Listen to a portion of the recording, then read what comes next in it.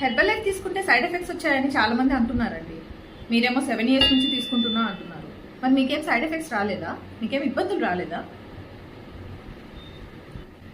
Okay, side effects నుంచి మాట్లాడుకుందాము. ఫుడ్లో సైడ్ ఎఫెక్ట్స్ లేవా అండి?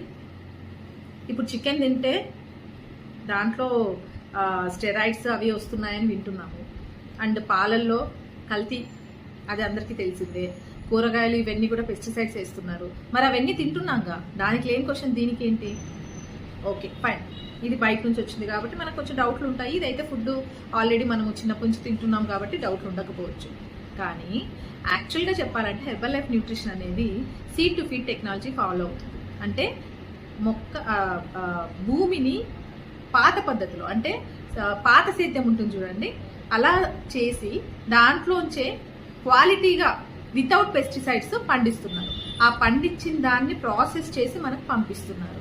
సో ఆరోగ్యంగా మేమైతే ఉన్నాము. మీరు చెక్ చేయండి, మీరు తీసుకున్న తర్వాత మీరు చూడండి మీ బాడీ ఎలా ఉంటుందో.